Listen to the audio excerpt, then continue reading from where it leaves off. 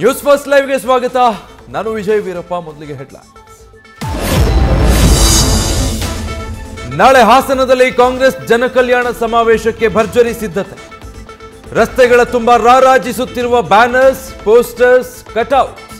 ಸಮಾವೇಶಕ್ಕಾಗಿ 3 ವೇದಿಕೆಗಳ ನಿರ್ಮಾಣ, 7,000 ಜನರಿಗೆ ಆಸನದ ವ್ಯವಸ್ಥೆ.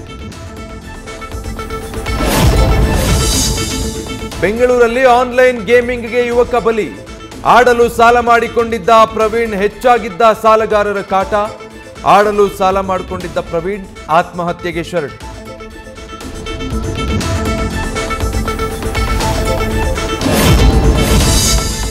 ಫೋನ್ ಪೇನಲ್ಲಿ ಲಂಚ ಪಡೆದು ಸಿಕ್ಕಿಬಿದ್ದ ಹೈಟೆಕ್ ಲಂಚಕೋರರು. ನ್ಯೂಸ್ ಫಸ್ಟ್ ವರದಿ ಬೆನ್ನಲ್ಲೇ ತಪ್ಪಿತಸ್ಥರ ವಿರುದ್ಧ ಕ್ರಮ ಕೈಗೊಳ್ಳುವ ಭರವಸೆ. ಮೈಸೂರು ಡಿಸಿ ಲಕ್ಷ್ಮೀಕಾಂತ ರೆಡ್ಡಿ ಮಾಹಿತಿ.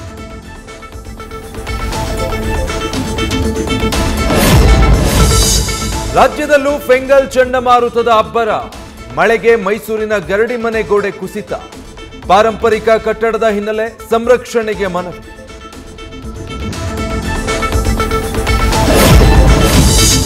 ಇಂಡೋನೇಷ್ಯಾದಲ್ಲಿ ರಣಭೀಕರ ಪ್ರವಾಹ.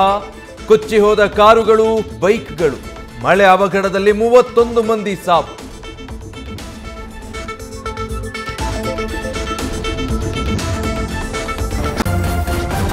ನ್ಯೂಸ್ ಫಸ್ಟ್ ನಿರ್ಭೀತಿಯಿಂದ ನಿಮ್ಮ ಪರವಾಗಿ.